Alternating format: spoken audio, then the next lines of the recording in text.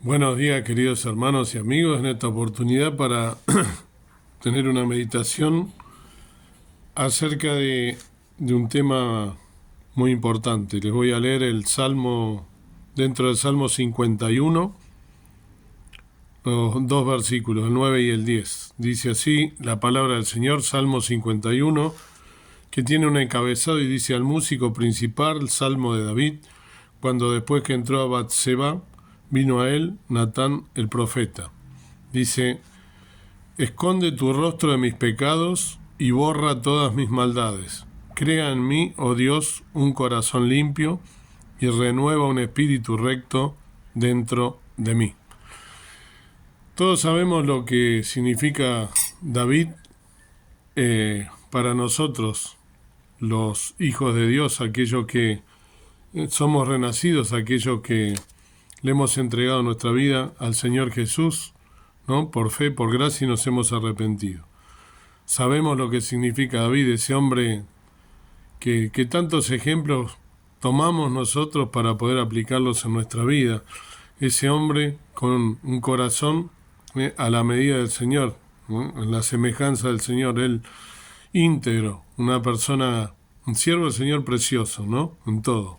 Pero tuvo una mancha, tuvo algo que él, inclusive como tantos otros ejemplos, ¿no? Y como dice en algún versículo de la palabra del Señor, se nos muestra ese pecado para que a nosotros también eso nos sirva y para que no endiosemos a ningún personaje de la Biblia, para que sepamos que eran personas como nosotros, sujetos a pasiones como nosotros y a las mismas tentaciones que nosotros. Por lo cual, David, recordamos, y como leí en el encabezado de este salmo, el pecado que se le imputa, el pecado que tuvo, que fue gravísimo, fue el de tener relaciones con Batseba, ¿no? La mujer de una persona que estaba en su ejército, y él la ve que estaba desde su palacio, de la ventana de su palacio, la ve, ¿no? Todos recordamos la historia, que estaba ella desnuda, ¿no? Y se estaba bañando y él le entra por los ojos la codicia, ¿no? Y la hace venir al palacio y tiene relaciones con él. E inclusive la deja embarazada y luego, para ocultar su pecado, agarra y hace que lo manden a las filas al marido de Batseba para poder que lo maten, ¿no? De hecho lo matan después y se deshace de él y él la hace su mujer. Ahora, después, bueno, tuvo muchas consecuencias ese pecado y por supuesto también su hijo tuvo las consecuencias. Ese hijo que se engendró en pecado también terminó mal, ¿no? Porque fue engendrado en pecado. Ahora, es importante, y a lo que te quiero llevar en este día, es justamente que a pesar de ese pecado, ¿no? Tenemos que pensar cuál es el pecado que nosotros tenemos, o si tenemos pecados, ¿no? Reconocernos pecadores. El Señor Jesús hoy está nuevamente llamando a tu puerta, si es que aún no lo has hecho, para darte una oportunidad de arrepentirte de tus pecados, de reconocerte pecador o pecadora y de entregarle su vida, de arrepentirse de tus pecados, pedirle perdón en un acto de fe, y Él, el Señor Jesús, vino a morir a este mundo hace 2000 años, se entregó por ti, por mí, murió en una cruz y derramó la última gota de sangre. Arrepentirte de tu pecado, pedirle perdón y aceptar al Señor Jesús como tu único y suficiente Salvador. El Señor Jesús luego resucitó y venció la muerte y está sentado a la diestra del Padre. Esos pasos simples, pero a veces tan difíciles de dar, por nuestro orgullo, por indecisiones, por lo que fuera, por no reconocernos pecadores, nos hace que nos perdamos eternamente para toda la vida. Dios quiera que puedas tomar esta decisión si aún no lo has hecho. Y si lo has hecho, te invito justamente a pensar en que este siervo precioso de Dios, ¿por qué Dios, a pesar de ese pecado, el pecado se lo perdona?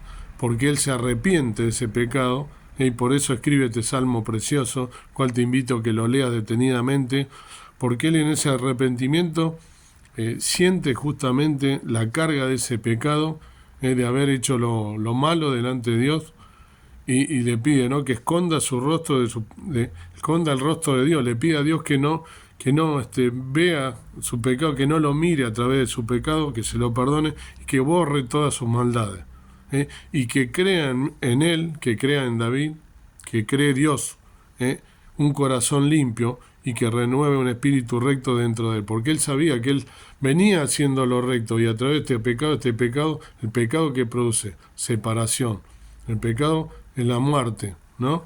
Las consecuencias del pecado son la muerte, por eso nosotros todos morimos, porque somos pecadores, porque tenemos ya, cuando nuestros padres nos engendran, ya automáticamente tenemos la simiente del pecado, por lo tanto todos vamos a morir. Y justamente él, David, que lo sabe, venía haciendo lo recto delante de Dios, y este pecado le pide que no le sea imputado, y entonces que lo borre toda su maldad, porque siente un dolor profundo, y que le renueve de vuelta ese espíritu recto dentro de él. Te invito a que pienses, si en este momento estás en pecado, si estás cometiendo alguna cosa que no deberías como hijo de Dios o hija de Dios, si es que eres renacido, y que así como David te arrepientas de esos pecados. No hay pecado que Dios no pueda perdonar. No hay pecado que la sangre de Cristo no haya deshecho en la cruz del Calvario, si de verdad te arrepientes de esos pecados, y en un arrepentimiento genuino le pides perdón a Dios. Dios, a través de su Hijo Cristo y de la sangre derramada en la cruz del Calvario, te puede limpiar de todo pecado, sea cual fuese el pecado, en la gravedad que fuese, o un pecado que nosotros denominamos chico, para Dios es lo mismo una mentira que un asesinato.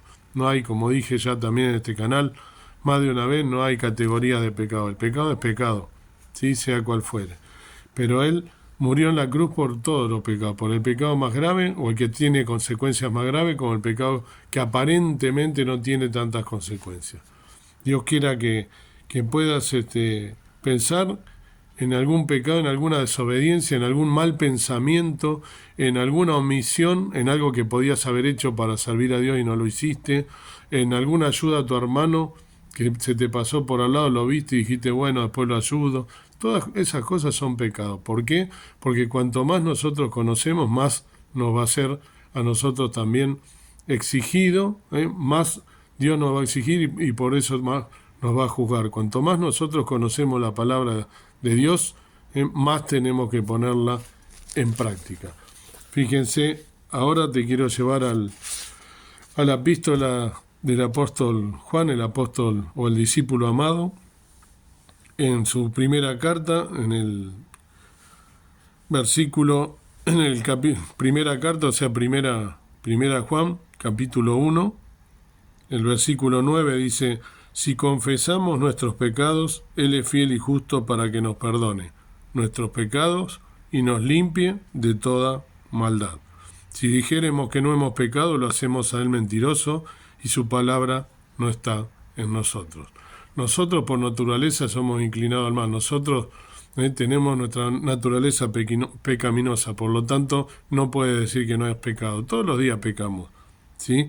Pero acá nos está diciendo, ¿no?, cuál es la llave, cuál es la clave para que la sangre de Cristo obre en nuestro ser. No solo cuando oramos, sino que debemos confesar esos pecados, no a un cura, no a un pastor, no, sino al Señor Jesús, y a Dios le debemos confesar nuestros pecados, porque Él murió en la cruz por nosotros, derramó hasta la última gota de sangre, dio su vida. Entonces dice, si confesamos nuestros pecados, así como lo hizo David, que lo confesó y escribió un salmo para que quedara también el ejemplo de lo que nosotros debemos seguir, arrepentirnos de ese pecado, por más grave que sea o por más chiquito en apariencia que sea, debemos confesarlo, pedirle perdón, ¿sí?, a nuestro Padre Celestial, pedirle al Señor Jesús, y agradecer que Él murió en la cruz para limpiarnos de ese pecado, que fue ya deshecho, pero que debemos confesarlo, porque acá lo dice claro: si confesamos nuestros pecados, Él es fiel y justo para que nos perdone nuestros pecados y nos limpie de toda maldad. así como lo pidió entonces David, nosotros debemos seguir su ejemplo, porque nos lo dice acá también Juan, y tantos otros versículos nos hablan de lo que debemos hacer. Si dijéramos que no hemos pecado, porque a veces pensamos, no, pero yo soy una persona buena, yo no le hago mal a nadie. Ya al pasar te dije varias cosas que son pecados. El hecho de ver a una persona pidiendo y tener la oportunidad de ayudarlo o darle la palabra del Señor y no lo hacemos, ya es pecado. Estamos pecando porque estamos omitiendo algo que sabemos que debemos hacer y no lo hacemos. Si no perdonamos a nuestro hermano y Dios nos perdonó, también estamos pecando. Tantas y tantas cosas que Dios nos ha mandado, amar al prójimo como a ti mismo, en fin. Todos esos mandamientos debemos hacerlo para estar en obediencia delante de Dios. Pero el tema hoy es el pecado. Dios quiera que podamos confesar con nuestra boca nuestros pecados, arrepentirnos como lo hizo David, para poder de esa manera ser perdonados y lavados nuestros pecados y vivir una vida en obediencia, tratando de no volver a pecar, porque si pido perdón y a los 2 minutos estoy haciendo lo mismo, no tiene sentido. Tiene que ser como fue con David, un arrepentimiento genuino. Dios en David obró como él lo pidió, escribiendo ese salmo, porque lo sentía de corazón. Dios después lo restauró, lo transformó y le borró todas sus maldades e iniquidades y puso un corazón íntegro, recto, delante de Dios como el que él tenía antes de ese pecado. Que Dios, no es que con eso la consecuencia del pecado no va a venir. El pecado tiene siempre consecuencias, chica, grande, de acuerdo al pecado que sea, va a tener mayor o menor consecuencia. Pero sí es importante arrepentirnos genuinamente de los pecados para que sean borrados nuestros pecados y debemos confesarlo. Que Dios te bendiga y que lo puedas hacer en este día reconociendo cuál es tu pecado, sea cual fuese, grave o no, la consecuencia, pero debemos pedir perdón por nuestros pecados. Amado Dios y amado Padre, en este momento nos acercamos a ti, pidiéndote perdón por nuestros pecados, personalmente, por mis faltas, por mis omisiones, por aquellas cosas que a veces, siendo cómodos, sabemos que debemos hacerlas y no lo hacemos, por orar quizá más o pedir por tantas necesidades de nuestros hermanos, por pasar por la calle y no tomarnos nuestro tiempo, detenernos a hablar con la gente y tratar de entablar una conversación para predicar el Evangelio a toda criatura y contarle al mundo aquello que tú has hecho por nosotros, porque has venido a este mundo a deshacer mi pecado, mis rebeliones, mis maldades. Gracias por Jesucristo, gracias por esa muerte en la cruz injusta, pero a su vez redentora. Gracias porque tenemos la seguridad de la vida eterna. Perdona nuestras faltas y ayúdanos a, como David, confesar con nuestra boca nuestros pecados, arrepentirnos genuinamente y que podamos ser transformados para tu obra y desear la venida del Señor Jesucristo, esperándote, velando y orando. Dejamos todas estas cosas con nacimiento de gracias en el nombre precioso de Cristo nuestro Salvador. Amén. Que Dios te bendiga, querido amigo y hermano.